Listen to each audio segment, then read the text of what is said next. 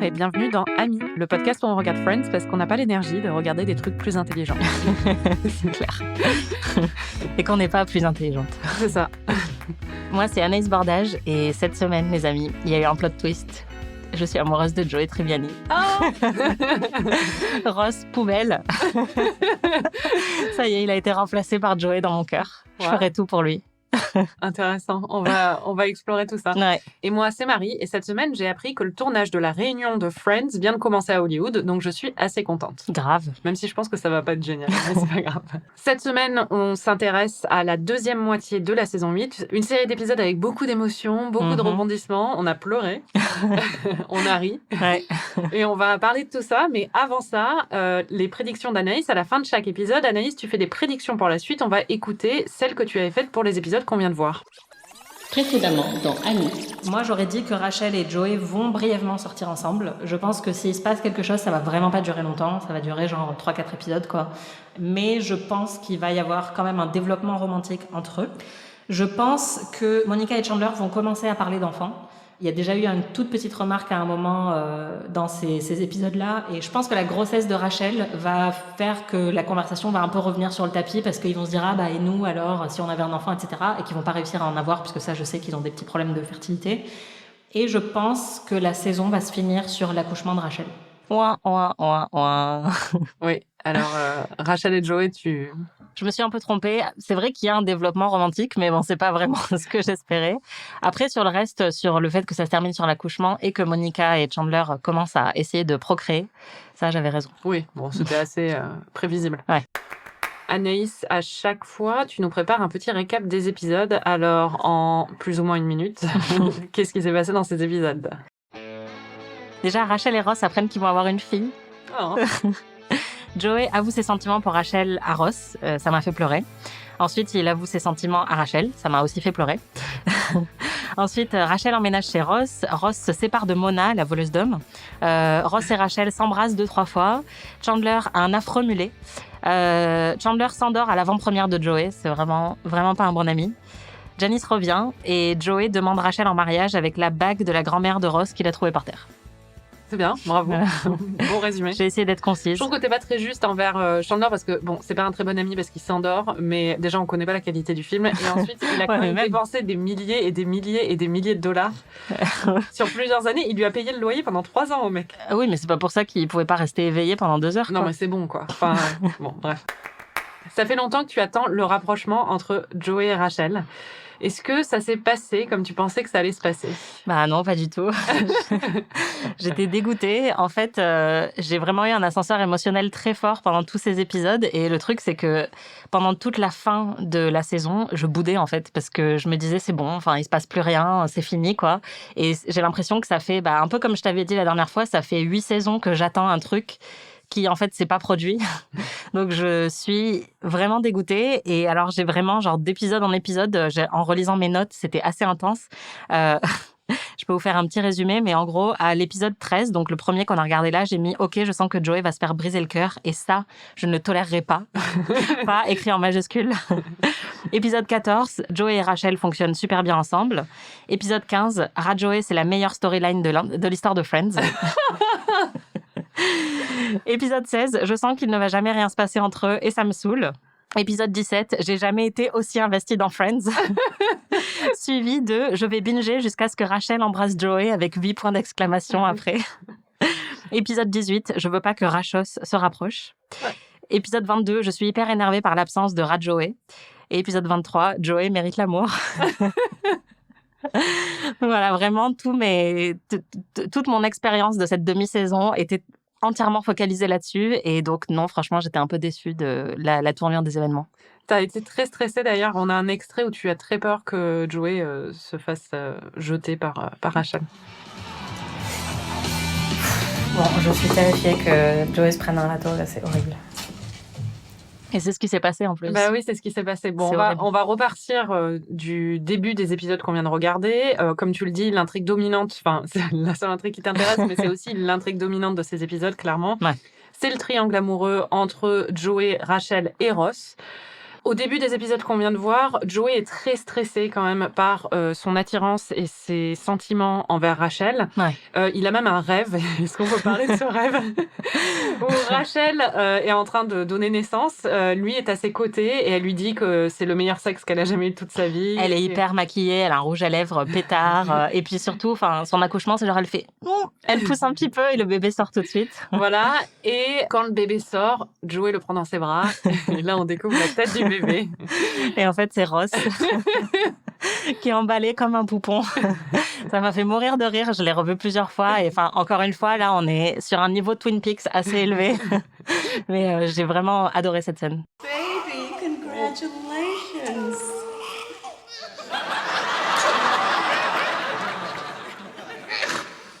I hope you're a better father than you are a friend. C'est très très drôle. Ouais, c'est très drôle. C'est un peu l'anxiété de Joey qui a l'impression d'être au milieu des deux et surtout de trahir son ami Ross. Ouais. Il se rend compte d'ailleurs qu'il prend une place dans la vie de Rachel assez importante en tant que son coloc parce que c'est lui qui l'emmène à l'hôpital quand elle a des fausses contractions. C'est lui qui sait exactement ce qu'elle mange pas, alors que Ross se sent un peu à l'écart. Et c'est à ce moment-là que Joey va proposer aux deux de vivre ensemble et donc à Rachel de déménager chez Ross. Ouais. Et t'en avais parlé la semaine dernière du fait que Rachel est très cool et suit un peu le mouvement. Et là, elle était là, d'accord. J'étais vraiment dégoûtée parce que, comme vous l'avez compris, moi, je voulais vraiment pas qu'elle se rapproche de Ross et j'espérais justement que le fait qu'elle vive avec Joey mène à un vrai rapprochement romantique parce qu'il est parfait, en fait, dans ces épisodes. Franchement, quand il l'amène à l'hôpital, quand elle a ses fausses contractions, comme tu disais, c'est vraiment un de mes moments préférés. J'étais tellement attendrie, je le trouvais... justement, on le voit tout le temps un peu comme un gros neuneu. Et là, il lui dit, attends, moi, j'ai été là pour la grossesse de toutes mes sœurs. Je sais ce qui se passe. Il reste hyper calme. Et après, il lui dit, non, mais en fait, j'étais hyper paniquée. Mais il lui montre à aucun moment. C'est ton homme idéal qui te rassure si tu vas aller à l'hôpital. C'est clair, non, mais c'est vraiment, juste, il est hyper attentionné avec elle. Et il sait garder son sang-froid alors qu'on n'attendrait pas de Joey qui garde son sang-froid dans ce genre de situation. Et du coup, quand il propose à Rachel et Joey d'emménager ensemble, je boudé comme une enfant de 5 ans, donc vous allez entendre mes réactions. C'est assez pathétique. Maybe you two should live together. Are you asking me to move out? Do you not want me here? No. I love living with you. It just seems that if you're gonna have a roommate, might as well be the father. And we can just try it, like on a temporary basis. Ross, it's you and me. Non. Je suis pas contente, hein. Non, parce que vraiment, j'avais cette espèce de distorsion, en fait, comme je pensais vraiment au fait que Rachel et Joey allaient se mettre ensemble. Tout ce qui allait à l'encontre de ça, je l'accueillais hyper mal parce que je disais, mais non, c'est pas possible, il faut qu'il se passe ce que je pensais qu'il allait se passer, quoi. Ensuite, ce qui se passe, en fait, c'est que Joey avoue à Ross qu'il a des sentiments pour Rachel. Et là, ouais. Ross réagit un peu comme un gros naze. Ouais. Il est vraiment chiant. Il fait que répéter Rachel. Et il est vraiment pas très sympa avec Joey. On va entendre, c'est le seul épisode de tous ces épisodes qu'on a regardé ensemble. Donc on va entendre notre réaction à ce moment-là. No, I gotta go. Come on, Ross. Hey, Ross, I just have one. Rachel! Il est relou, hein. Ouais, il est relou. Bon, alors, ton amour pour Ross, c'est un peu estompé. Disons que là, je suis clairement Team Joey à 3000%. Mais en fait, ce qui est agaçant dans cette scène, c'est qu'il se comporte encore comme si Rachel était sa propriété, quoi. Et je comprends, on en a parlé en plus après, toi et moi, c'est une situation un peu bizarre si une de tes meilleures potes te dit, je suis en train de tomber amoureuse d'un de tes ex, ça peut être chelou, quoi. Mais là, ce qui est agaçant, c'est que vraiment, il pense que c'est inadmissible. Je pense que ce qui vient modérer un peu ça quand même, c'est qu'elle est enceinte de lui, donc il y a forcément un truc qui se poursuit un peu sur la longueur, et je comprends que ce soit un peu bizarre dans la dynamique de groupe que d'un coup Joey, alors que c'est Ross et Rachel depuis toujours, Joey ait développé des sentiments pour elle, mais en même temps ils vivaient ensemble, ils se voyaient tout le temps. Moi j'aurais été Ross, j'aurais eu une suspicion, je me serais demandé s'il y avait pas quelque chose qui allait se développer entre eux, quoi. C'est un homme et une femme hétéros qui vivent ensemble tout le temps, qui passent leur temps à se faire des câlins en regardant la télé. Au bout d'un moment c'est naturel qu'ils se développent un truc entre eux. Mais je suis d'accord, le côté de Ross à faire une espèce de petite crise où, en plus, le truc qui m'insupporte, il fait que dire She's carrying my baby. Elle porte mon bébé et je suis toujours là. Enfin, c'est pas ton bébé, quoi. Enfin, c'est clair.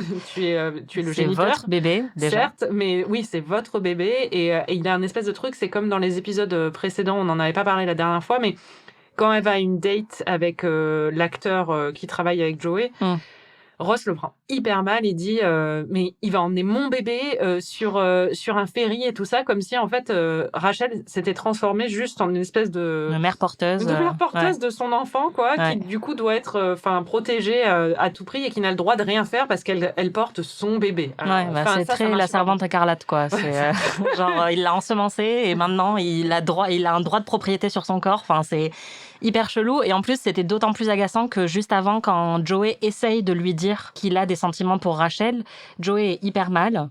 Et tu sens que Joey a une énorme admiration pour Ross et beaucoup d'amour pour lui aussi, et qu'il se retrouve dans une position qu'il veut pas du tout, quoi. Il sait pas quoi en faire de ses sentiments.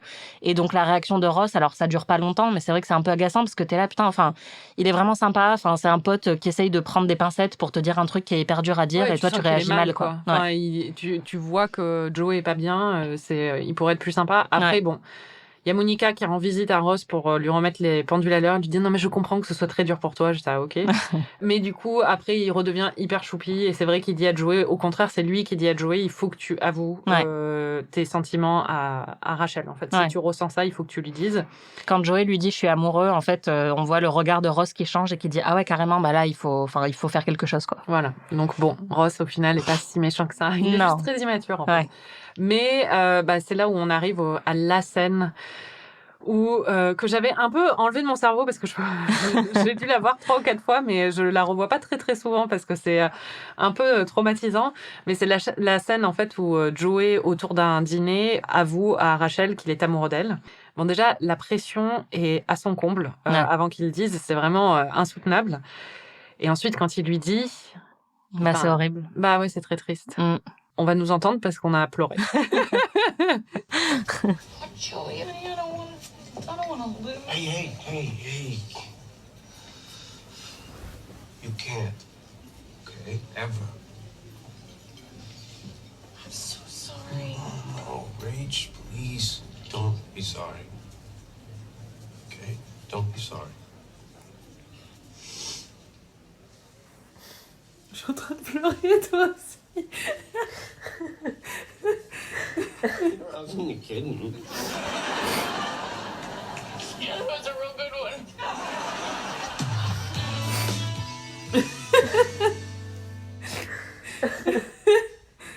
one. Grosse larme. Ouais, on était très émus. La dernière fois qu'on a pleuré toutes les deux comme ça, c'était en revoyant le Red Wedding c'est vrai. Il y a genre 2 ans. C'est vrai. Je pense que depuis le début de ce revisionnage, c'est la scène qui m'a fait plus pleurer. Parce que c'est vraiment émouvant. En fait, la scène qu'on vient d'entendre, c'est la fin de ce passage où Joey a avoué à Rachel qu'il l'aimait et elle lui a fait comprendre qu'elle non, mais en même temps, elle a hyper peur de le perdre parce qu'elle l'adore et que c'est son ami. Et il lui dit, tu me perdras jamais, en fait. C'est pas possible. Et c'est là, on est les deux en sanglots.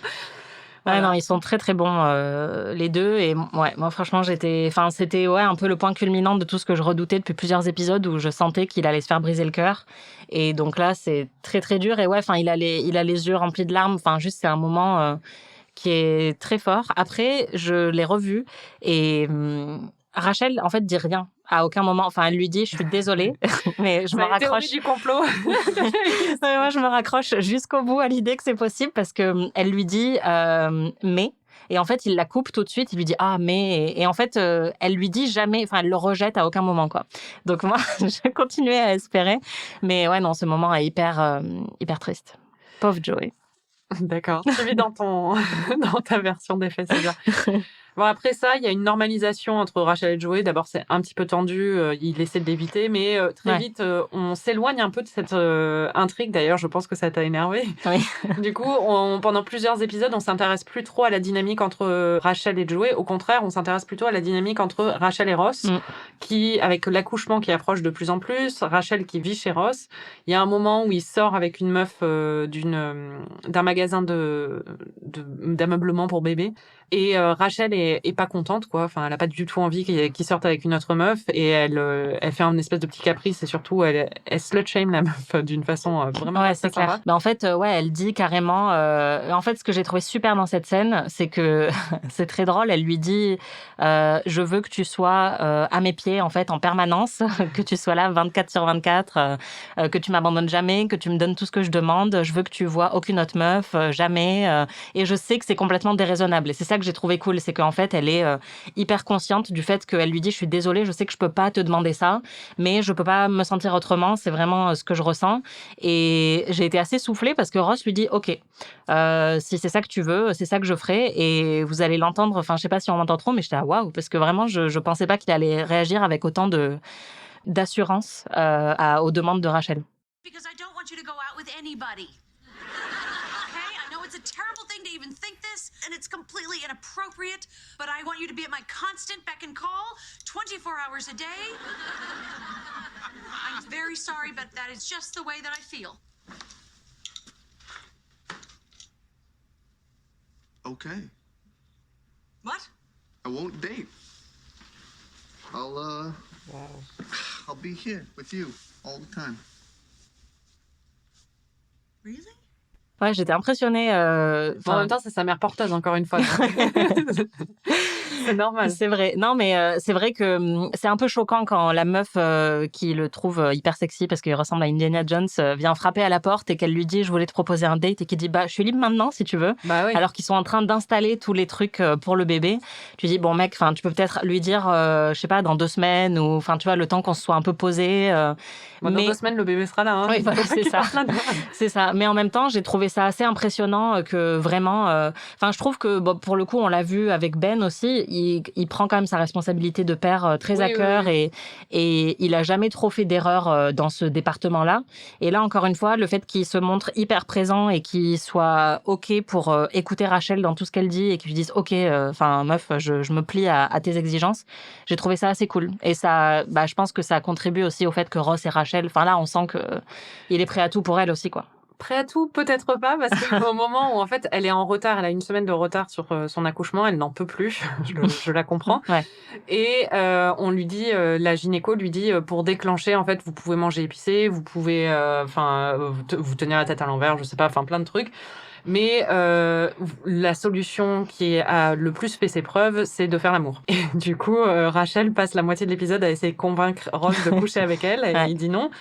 Jusqu'au moment où il cède enfin parce qu'elle est hyper chiante et du coup au moment où il commence à l'embrasser, elle perd ses os. Ça donne l'occasion de ce qui est pour moi la meilleure blague de toute cette demi-saison, c'est quand Rachel lui dit c'est comme une bouteille de ketchup, parfois il faut un peu taper au fond pour que ça sorte. J'ai trouvé ça vraiment excellent. This is insane. I'm not gonna make love to you just so you'll go into labor. Just think of me as like a ketchup bottle. You know, sometimes you have to bang on the end of it just to get something to come out.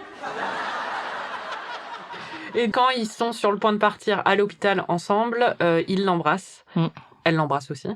Et c'est un baiser assez tendre et pas un truc à la légère, quoi. Ouais. Donc, il y a quelque chose qui s'est développé entre eux. Et au moment où elle accouche, en fait, ils s'embrassent à nouveau. Donc, il y a vraiment un rapprochement. Et sa mère lui offre à lui la bague de fiançailles, on va en reparler, de sa grand-mère pour qu'il l'offre à Rachel. Et on sent qu'il considère vraiment la chose et qu'il se demande s'il va pas le faire. Il y a Phoebe qui lui demande « Mais pourquoi tu n'es pas avec elle ? Je ne comprends pas. » Non, je sais, c'est parce que vous n'êtes pas en osmose, c'est ça. Mais c'est complètement idiot parce que vous êtes faits l'un pour l'autre. Non, disons que c'est assez compliqué tout ça, c'est clair ? Ouais, c'est juste. Ouais, tu es amoureux d'elle, tu l'as toujours aimée, vous avez un enfant. C'est vrai que c'est difficile. Et donc, il y a vraiment tous ces éléments qui sont plantés pour un rapprochement. Est-ce que toi, tu y as cru ? Ouais, en fait, les 2 baisers, je trouve, sont, comme tu dis, très, très tendres et très réussis. Vraiment, je l'ai noté, je suis absolument pas Team Ross en ce moment, mais je trouve que leur scène de baiser fonctionne hyper bien. On sent qu'il y a une vraie alchimie entre eux et qu'il y a... une vraie connexion. Enfin, c'est très beau, en fait. On sent la connexion, justement, de personnes qui se connaissent très, très bien, qui ont été ensemble, séparés, et qui, là, vont dépasser encore un cap en ayant un enfant ensemble. Et alors, moi, le premier baiser, quand ils vont à la maternité, je l'ai pas vraiment vu comme un rapprochement, je l'ai vraiment vu juste comme un signe d'affection hyper fort que 2 futurs parents peuvent partager sans forcément qu'ils aient envie de se remettre ensemble. Après, c'est vrai que ça se développe encore plus.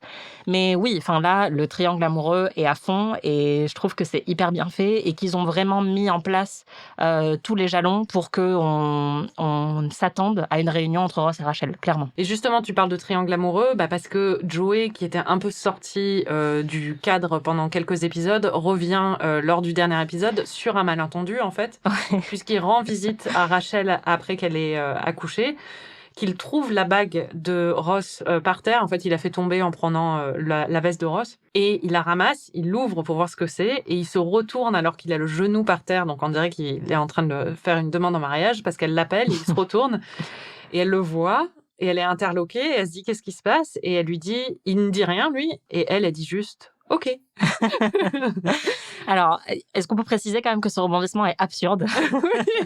Ça n'a absolument aucun sens. Après, moi, j'étais hyper contente parce que c'était la scène, la fameuse scène dont on parle voilà, depuis des saisons. Tu ne l'avais pas rêvé. Voilà, je ne l'avais pas rêvé, je m'en souvenais. Et effectivement, dès que je l'ai vu, ça m'est revenu, le truc de la demande en mariage, parce que j'avais évacué cet élément-là, mais je me souvenais qu'il y avait une sorte de rapprochement entre eux. Et donc là, ouais, j'étais soulagée de voir que je n'étais pas complètement folle et que cette scène a réellement existé, mais ça n'a aucun sens, quoi. Le fait qu'une bague tombe par terre, elle la rattrape et elle dit OK, alors que moi, je savais même plus si Joey était encore à fond sur elle ou pas, tellement il a été évacué dans les épisodes précédents. Donc là, on se rend compte que oui, quand il la prend dans ses bras et qu'il lui dit t'inquiète pas, moi je serai toujours là pour toi, on sent qu'il a un pincement au cœur, enfin qu'il est clairement encore à fond sur elle. Et elle, quand elle dit oui, c'est un peu absurde. Après, c'est pour ça que je disais le truc du dîner où elle a jamais vraiment répondu. On sait pas pourquoi elle l'a rejeté, en fait. Si c'est vraiment parce qu'elle ressent rien pour lui ou si c'est autre chose. Non, moi, je pense qu'elle a énormément d'affection pour lui. Je pense pas qu'elle soit amoureuse de lui, mais je pense que ça arrive à la fin d'un épisode où déjà elle vient de se taper un accouchement de 47 heures. Donc, je pense qu'elle est un peu fatiguée quand même, la pauvre. Et qu'elle a le cerveau à l'envers. Mais ils le disent, ils lui disent t'as pas dormi, enfin ouais. Et surtout, il y a un personnage dont on va reparler, Janice, qui est quand même venu dans sa chambre pour lui dire que Ross ne serait pas là dès qu'il allait se trouver une nouvelle meuf. Il allait l'abandonner et qu'elle serait seule, toute seule, à élever sa fille et qu'elle n'aurait personne sur qui compter. Et là débarque Joey, qui est la personne sur laquelle elle peut toujours compter. Oui, sur laquelle elle a compté pendant toute sa grossesse. Exactement, qui est la personne la plus rassurante qui soit, dont elle est sûre aussi des sentiments qu'il a envers elle. Ouais. Et elle dit qu'elle veut se marier et que cette recherche de stabilité et tout, c'est quelque chose dont elle rêve depuis longtemps en plus. Oui, et elle sait qu'avec Ross, ça pourra peut-être pas se produire. En tout cas, là, c'est pas dans les plans, quoi. Donc, je pense qu'elle a juste une réaction de panique et que quand elle voit Joey lui proposer ça, elle se dit OK, mais que c'est un truc complètement un peu fou qui lui passe par la tête, quoi. Oui. Non, mais ce qui est absurde, c'est que juste il se retourne et qu'au lieu de lui dire qu'est-ce que tu fais, tu vois, ou c'est quoi cette bague, tu vois, il y a aucune interrogation. Oui, mais Rachel pense toujours que tout le monde est amoureux d'elle. Oui, c'est vrai. Non, mais bon, du coup, je suis encore énervée parce que j'ai compris que de toute façon, il va jamais rien se passer entre eux et que malgré cette demande en mariage, rien ne va se produire. Et là, tu fais le truc où tu dis le contraire pour comme tes notes du bac, c'est ça. Non, mais parce qu'en plus, Netflix m'a fait un sale coup et j'ai vu le titre du prochain épisode qui dit No One Proposes. Donc, je sais que, en tout cas, ça va pas vraiment aboutir à quoi que ce soit. En même temps, c'est normal. Mais bref, on en reparlera. Mais oui, ce rebondissement est absurde, mais délicieux. Et surtout qu'il y a un montage, en fait, très Grey's Anatomy, où on voit Ross qui est dans l'ascenseur et les portes de l'ascenseur s'ouvrent et il a un bouquet de fleurs dans les mains. Phoebe vient de lui dire, peut-être que si tu te détends un peu et que tu acceptes qu'avec Rachel, il peut se passer quelque chose, tu auras tout ce dont tu rêves depuis que tu as 15 ans. Donc, c'est un moment très beau. Et il y a une petite musique, très Grey's Anatomy, très dramatique. Et au même moment, Ross est sur le point d'arriver et sans doute de faire une déclaration à Rachel. Et là, Joey fait ça. Donc vraiment, mais ce cliffhanger est magnifique. J'ai trop hâte de voir la suite. J'ai hâte que tu la vois aussi. On a déterré le Rachelomètre la semaine dernière. Que penses-tu du personnage cette semaine? Alors, le Rachelomètre, déjà, c'est quoi? C'est de... Si c'est 0, c'est que tu l'aimes bien, que tu la détestes pas. Si c'est 10, tu la hais, quoi. Okay. Mais en même temps, c'était même pas neutre. C'est-à-dire que c'est même pas que tu l'aimais bien, c'est que tu la détestais pas, quoi. Ouais. Oui, là, je pense que je suis à -1, quoi. Parce qu'en vrai, je l'apprécie beaucoup. J'ai vu ton regard changer. Mais oui, j'aime beaucoup Rachel. Là, vraiment, et surtout dans ces épisodes-là, je l'ai trouvée super parce qu'il y a tout ce que je dis que j'aime chez elle. Marie est en train de lever les bras au ciel de joie et de triomphe. Mais non, parce qu'elle est très sûre d'elle, elle sait ce qu'elle veut, elle est très mature, elle prend une situation qui est pas facile où elle se retrouve enceinte sans savoir si elle peut avoir du soutien ou pas. Elle est dans une situation où d'abord elle est coloc avec Joey, ensuite elle est coloc avec Ross. Enfin, je veux dire, elle est pas hyper stable dans sa vie et elle prend ça avec beaucoup de force, je trouve. Elle est aussi hyper drôle. Je trouve que c'est elle qui a certaines des meilleures répliques de la saison. Donc vraiment, voilà, je suis Team Rachel à fond. Ah, enfin, 8 saisons. C'est clair. En parlant de personnages, justement, j'ai construit un petit quiz parce que ça fait... il faut savoir qu'Anaïs et moi avons travaillé à BuzzFeed pendant plusieurs années. Et nous savons donc construire des quiz de personnalité très, très bien. C'est vrai. Enfin, très, très bien. On sait les construire. Et du coup, je voulais voir un peu quel personnage de Friends tu es. Donc, je t'ai construit des questions. Mon Dieu, le stress. Tu veux être qui, d'ailleurs? Je veux être Marcel. Ah ben non, mais c'est parmi les 6. D'accord. Honnêtement, je serais OK pour être Phoebe ou Joey ou Ross. OK. Attention, première question très anxiogène. Ton chauffage est en panne. Oh non. Et ton gardien n'est pas disponible pour le réparer. Que fais-tu? Aucun souci, tu le répares toi-même. Tu organises une soirée thème sous les tropiques pour tirer profit des circonstances. Tu googles comment réparer un chauffage et tentes plusieurs méthodes DIY. Ou tu appelles un plombier d'urgence, peu importe le prix. En fait, cette situation s'est littéralement produite il y a 3 semaines. Mon chauffage ne marchait plus alors qu'il faisait très froid. Donc ça m'est vraiment arrivé. Ça m'a fait partir dans une spirale d'anxiété absolue. Donc option 4, j'appelle un plombier. Je paye n'importe quoi du moment qu'il vienne le plus vite possible. OK. Deuxième question, choisis un accessoire dinosaure. Tu as le choix entre une montre dinosaure, un magazine Dinosaur Times, un caleçon dinosaure ou une boîte de dinosaurus. Un caleçon dinosaure. Ah, pas une boîte de dinosaurus? J'ai hésité, mais c'est plus drôle. La boîte de dinosaurus, ça va être très vite parti. Donc... Oui, ton mec a un nouveau boulot et il s'entend très bien avec une de ses collègues qui est très mignonne. Que fais-tu? Tu fais confiance à ton mec parce que tu as confiance en votre relation. Tu es jalouse, mais tu le gardes pour toi parce que tu as un minimum de fierté. Tu poses des questions inquiètes en faisant genre que tu t'en fous, ou tu te pointes au boulot de ton mec pour marquer ton territoire, même si ça le met hyper mal à l'aise, parce que ta priorité, c'est avant tout d'apaiser tes insécurités. C'est bien, on sent que cette question n'est pas du tout dirigée. Honnêtement, en vrai, si c'était moi, tu le sais, ce serait aucune de ces réponses parce que je m'en fous, mais oui. Du coup, ce serait réponse A, 1. Tu fais confiance? Ouais, voilà. Il peut se la taper s'il veut. No probs. Choisis un attribut emblématique d'un personnage de Friends. La moustache de Tom Selleck, le bubble butt de Ross, trop dur. Le 3e téton de Chandler ou le rire de Janice. Ouf, très très dur, très très dur. Je vais aller pour la moustache. La moustache de Tom Selleck? Ouais. Bravo. Tu as des amis à la maison? Je vais être Monica. Bah, de toute façon, let's be honest. Tu as des amis à la maison et tu vois qu'ils n'utilisent pas de dessous de verre. Que fais-tu? Honnêtement, je me suicide. Honnêtement, t'as trouvé ta table dans la rue, donc tu t'en fous un peu des sous-bocs. Qu'ils fassent ce qu'ils veulent. Tu fais 1 ou 2 blagues sur le sujet pour leur faire comprendre. Tu leur expliques en détail tous les dommages que le vin peut faire à du bois pour qu'ils comprennent. Ou tu les rappelles à l'ordre plusieurs fois tout en te sentant hyper stressé à l'idée de passer pour une chute. La dernière réponse. Choisis une guest star. Là, il n'y a que 2 options. OK. Brad Pitt ou Marcel. Marcel. Ah, putain. Waouh. Choisis le meilleur moment de Marcel le singe, justement. Wow. Quand il a attrapé le doigt de Ross à l'hôpital. Quand il a balancé ses excréments sur Ross parce qu'il n'était pas assez présent. Quand il écoutait In the Jungle en boucle. Ou quand il a défloré la poupée de Rachel. Oh non. Quand il a attrapé le doigt de Ross. Oh. Attention, c'était la dernière question, donc je clique. Je vais avoir le résultat. Tu es Monica. Désolée. On savait. C'était sûr, c'était sûr. Quand tu m'as cité les 3 que tu voulais être, j'étais là. C'est littéralement celle que je veux le moins être, c'est Monica. C'est celle que tu es le plus. Ouais, mais en vrai, je suis Monica sur les sous-bocs, mais je pense que je suis vachement plus Joey et Phoebe sur plein d'autres trucs, en fait. Oui, mais... c'est vrai. Bon, dis-toi ça. Ouais. On va passer au point guest star. On commence par Alec Baldwin. Incroyable. Qui joue un mec avec qui sort Phoebe et qui est le mec le plus enthousiaste. Ouais, c'est génial. Positif et optimiste de l'histoire. Il m'a fait mourir de rire. Et d'ailleurs, j'avais écrit dans mes notes, je pense qu'il va rester longtemps. En fait, il reste un épisode. J'étais dégoûtée. 2 épisodes. Ouais. Et mais ouais, non, il est génial. Il voit le truc qui fait rebondir les assiettes sur le buffet, ouais. Et il dit quelle incroyable solution au problème de dispensation des assiettes. Il est génial. Enfin, vraiment. Alec Baldwin est très problématique sur plein d'éléments, mais il est très très bon quand même. Je me suis dit vraiment, là, ils les ont enchaînés, quoi, parce qu'ils ont vraiment trouvé tous les mecs les plus problématiques d'Hollywood.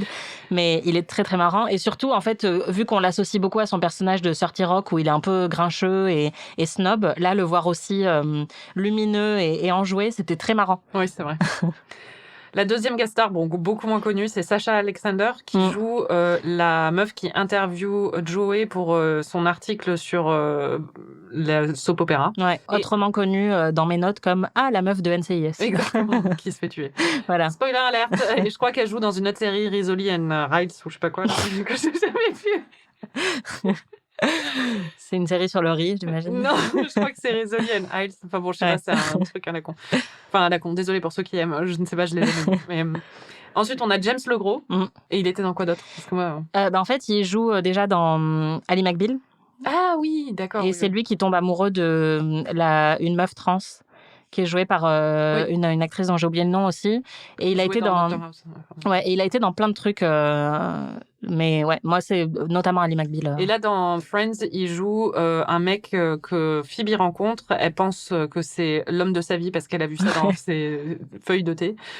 Et en fait, c'est un énorme pervers. Ouais, il est horrible. Et d'ailleurs, j'aurais dû le savoir dès le début parce qu'il a un book. Donc, clairement, tous les indices étaient là pour savoir qu'il fallait qu'elle parte en courant. Et enfin, on a Debbie Mazar.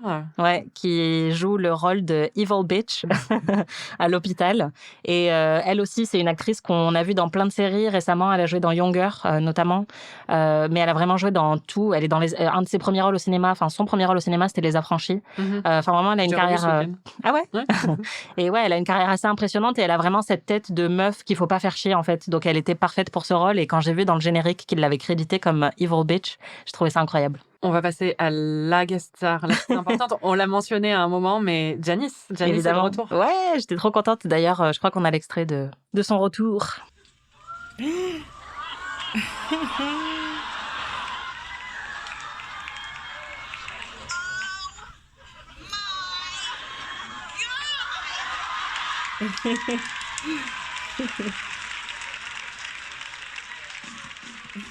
J'étais très heureuse. Elle est super. Elle est là. En plus, c'est drôle parce que c'est pour ceux qui s'en souviennent pas, c'est Rachel qui du coup attend d'accoucher pendant genre 40 heures quoi, ou même plus. Et elle voit défiler une série de femmes qui, elles, accouchent beaucoup plus vite, dont Evil Bitch, donc jouée par Debbie Mazar. Et juste au moment où elle voit Janice qui arrive dans sa chambre, qui est sur le point d'accoucher aussi, qui d'ailleurs apparemment accouche d'un enfant horrible. Et qui dit aussi une de mes répliques préférées de cette saison, qui dit j'ai un pelvis très large. D'ailleurs, tu t'en souviens, Chandler? Et d'ailleurs, on apprend qu'elle est mariée à un homme sourd. Et que c'est la seule raison pour laquelle il peut la supporter. Voilà. Donc on était très contents, moi aussi j'étais très contente de retrouver Janice. Ouais, c'est un peu devenu une tradition là, vraiment. Dans chaque saison, il faut une Janice. Ouais. On va passer au MVP et au gros loser. Qui est ton meilleur ami, ton MVP de ces épisodes? Moi, je pense que c'est évident, c'est Joey. Ouais. D'ailleurs, c'est le mien aussi. Hein. Ouais, j'ai dit à plusieurs reprises en regardant, il est parfait. Ah non, c'est pas le mien d'ailleurs. Vas-y. D'ailleurs, je crois qu'on a un extrait où je dis Joey est parfait. Il y en a même 2. I want to apologize about before, okay? We were being jerks. Parker's a nice guy, and I'd like to get to know him. Rach, look at me. Everything's gonna be fine. Okay. Trust me, okay? Come on, take my hand. Here we go. Et si je devais en rajouter un, ce serait vraiment le combo Joey et Mozzarella le chien. c'est ça le mien. Vraiment, c'était mais Mozzarella. J'ai senti mes hormones exploser en fait quand vraiment Joey prend Mozzarella dans ses bras. J'étais là, mais pourquoi vous me faites ça? Enfin, c'est de la torture. En plus, il s'appelle Mozzarella. Mais oui, mon Dieu, c'était vraiment. C'est le chien le plus mignon du monde et c'est Phoebe qui le ramène pour remonter le moral de Joey. Et en fait, Joey rend le chien hyper léthargique et déprimé parce qu'il est lui-même déprimé. C'était trop mignon. Oui, c'est vrai, très très mignon. Bon, c'était le mien, c'était mon MVP, c'était Mozzarella le chien. Donc, je suis contente que tu l'aies mentionné. Et ton gros loser? Mon gros loser, c'est un couple, c'est les Disgusting Tons, qui sont le couple qui vient à l'hôpital. C'est comme ça que Ross les surnomme. C'est ceux qui arrêtent pas de... T'as l'air complètement... Non, je t'écoute. J'essaie de voir de quel couple tu parles. C'est les premiers qui arrivent dans la chambre et... Qui prennent tout le temps des photos et tout ça. Voilà, et qui arrêtent pas de dire à Rachel, on va tout faire ensemble. À chaque fois qu'on a une contraction, on va les faire ensemble. Et ils racontent toute leur life. Et ils n'arrivent pas à fermer, en fait, le rideau... Ross et Rachel pour se séparer d'eux. Et donc Ross les appelle les Disgusting Tons et ça m'a fait beaucoup rire. Visiblement, je suis la seule. Mais... si, je me souvenais pas qu'ils les avaient fait comme ça. Et toi, c'est qui ton loser? Moi, c'est le pervers qui est marié, je pense, à Evil Bitch, qui regarde Rachel alors qu'elle est en train d'avoir des contractions. C'est vraiment dégueulasse. Gros dégueu. On passe aux prédictions? Ouais, en fait, du coup, pour Joey... T'as écrit un poème? Non, en fait... T'as écrit une chanson? Ouais. Ah, t'as écrit une chanson? Enfin! J'ai écrit une chanson pour Joey ce matin. Ça va être vraiment ridicule. Je suis désolée. Ne t'excuse jamais pour un truc comme ça. Donc, vous allez voir, la mélodie, c'est une composition originale. Anaïs est très bonne pour écrire des chansons. Je vais à iPad Pro. Non, mais pas du tout. Bref, j'espère que vous apprécierez cette œuvre qui sort du cœur, vraiment. J'ai le cœur qui bat. Ok, c'est parti. Mon ami Joey, pa-da-pa-da-pa. Mon ami Joey, pa-da-pa-da-pa. Ses neurones sont atrophiés, mais il porte bien le col roulé. Et puis, c'est le meilleur ami dont on puisse rêver.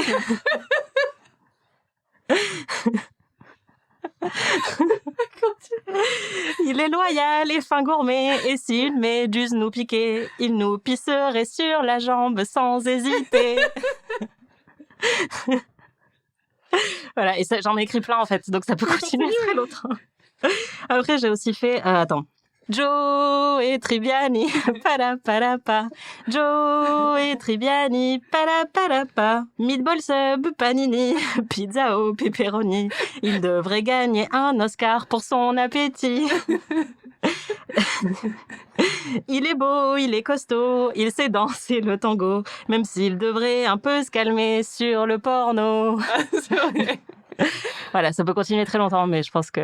Magnifique, merci Anaïs. Voilà, je pense qu'il y a Bob Dylan et après, juste en dessous, il y a moi. Je pense que tu peux... réclamer le prix Nobel de la littérature. Ouais. De la littérature. Littérature. Voilà, je suis vraiment désolée. Merci. Écoute, on passe aux prédictions. Anaïs, on quitte les amis sur un énorme cliffhanger. Alors, qu'est-ce que tu penses qu'il va se passer? Alors, je pense, du coup, j'ai lu que le prochain épisode... Marie s'en remet pas. Le prochain épisode s'appelle celui où personne ne fait de demande en mariage. Donc, je pense, même si, j'ai lu le titre, mais je pense que c'est assez logique. Il va juste rien se passer en termes de demande en mariage parce que, évidemment, Ross va arriver, il va dire « Qu'est-ce que tu fais avec la bague de ma grand-mère ?» Et du coup, je pense qu'il va y avoir toute une embrouille sur le fait que Ross lui-même s'apprêtait à la demander en mariage et que vu que c'est la bague de Ross, Rachel va se dire en fait, Ross voulait aussi me demander en mariage et qu'il va y avoir une embrouille pendant tout l'épisode et qu'au final, ça va un peu se régler en rien du tout. Je vais manifester le fait que Rachel et Joey vont quand même s'embrasser. Je pense pas que ça va se produire, mais vraiment, c'est tout ce que je veux en fait. Juste donnez-moi un baiser. Et si Joey se fait remballer, ce qui est à mon avis fort probable, à mon avis il va falloir qu'il lui arrive un truc positif parce qu'on peut pas avoir juste 12 épisodes où Joey est encore hyper triste. Donc juste pour un ressort scénaristique, il va falloir qu'il lui trouve quelque chose. Soit il va trouver quelqu'un, soit il va avoir un super boulot ou quelque chose qui va un peu détourner l'attention du fait qu'il s'est fait jeter par Rachel. Voilà. J'ai hâte que tu découvres la suite. Pour moi, vraiment, le rapprochement entre Joey et Rachel, c'est la meilleure intrigue de l'histoire de Friends. Vraiment, j'ai jamais autant apprécié une intrigue que celle-là. Et je sais qu'ils vont pas finir ensemble, mais vraiment, je suis à 100% team Joey et j'aurais aimé qu'ils finissent ensemble. Mais c'est marrant, on en discutera une fois que la série est terminée, je pense, parce que il y a énormément d'opinions très fortes par rapport à toute cette intrigue. Ouais. Et je suis très curieuse de voir ce que tu vas penser. Ok. Voilà. Je n'en dirai pas plus. Ok. Merci de nous avoir écoutés. Merci Anaïs. Merci Marie. Vous pouvez retrouver tous les épisodes d'Amis sur slate.fr ou votre plateforme de podcast préférée. Notre prochain épisode couvrira la première moitié de la saison 9 jusqu'à l'épisode 12, dont je ne vais pas révéler le titre, même si je ne sais pas s'il révèle quoi que ce soit, c'est juste que je ne l'ai pas regardé avant de venir. N'hésitez pas à suivre la série en même temps que nous et à partager vos impressions sur les réseaux sociaux. Et si vous êtes fan de séries, vous pouvez aussi écouter notre podcast PIC TV où on analyse l'actualité des séries. Si vous avez aimé cet épisode, vous pouvez nous laisser 5 étoiles et un petit commentaire où vous pouvez aussi nous hyper auprès de tous vos amis. On se retrouve la semaine prochaine pour de nouvelles aventures. Salut! Salut!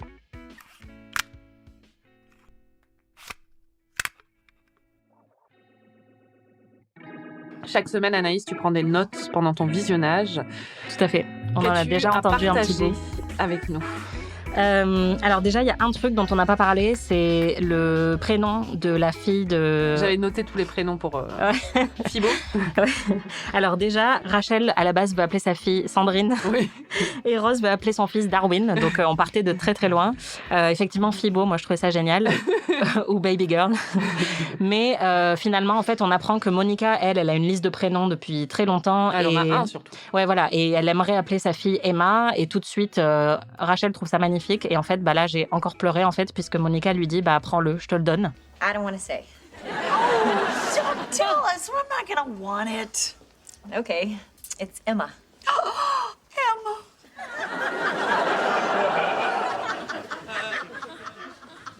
See, I don't want it. Take it. What? Oh, honey, but you love that name. Yeah, but I love you more. Et ça, honnêtement, je pense que c'est vraiment une des preuves d'amitié les plus fortes. Enfin, désolée, c'est peut-être hyper cliché et tout, mais c'est vrai que, ouais, d'accord. C'est une conversation qu'on a déjà eue entre plein d'amis et tout. Et quand t'es très attaché comme ça au nom de tes futurs enfants, j'ai trouvé ça hyper beau. Et en plus, c'est vrai que c'est très joli comme prénom, Emma. Donc, bravo pour cette scène. L'avantage d'avoir les sous-titres, c'est que on a découvert que les cris très aigus que pousse Rose de temps en temps sont qualifiés de glapissement falsetto. Dans les sous-titres, donc rien que ça m'a fait mon mois. J'ai écrit à 3 reprises différentes dans mes notes « Joey est magnifique ». New crush alert, vraiment, je suis à fond sur Joey, je le trouve mais trop beau. Tout le monde voit la bite de Chandler quand il est dans son bain. C'était très bizarre toute cette scène où à chaque fois ils arrivent et ils font « wow, wow ». Ross est très bien sapé, il a des petits gabans très mignons. Je l'ai trouvé quand même assez sexy dans cette série d'épisodes. Mais il a un délire chelou avec l'inceste. À un moment, Monica lui montre 2 robes de lingerie et elle lui dit laquelle te donnerait le plus envie de coucher avec moi si t'étais Chandler. Mais elle lui dit ça, parce qu'il la pousse à lui dire oui, voilà. quelle est la question qu'elle lui pose. Donc. Et j'étais morte de rire parce qu'il lui répond, il lui dit la rouge. Donc déjà, j'étais un peu choquée. Et après, quand il apprend que Joey est intéressé par Rachel. Voilà, il lui dit, il dit à Monica, c'est comme si toi et moi on sortait ensemble, mais encore pire. Et je suis là, non mec, vraiment, arrête en fait avec l'inceste, il faut que tu te renseignes un peu, mais c'est pas possible. C'est un choix de lui donner ce genre de pulsion. Janice, j'ai un très large pelvis, on l'a dit. Pour l'anniversaire de mariage des parents de Ross et Monica, Joey leur offre un Kama Sutra pour vieux. J'ai trouvé ça génial. Et j'étais un peu triste parce que je trouve qu'on n'entend plus trop Phoebe chanter. Ah, c'est vrai. Dernièrement. Donc c'est pour ça que j'ai essayé de compenser un peu. Je ne sais pas si c'était très réussi. C'est vrai qu'on aurait dû vraiment avoir Phoebe au quiz en fait. C'est clair. Voilà, c'est tout pour moi. Merci. Merci Marie.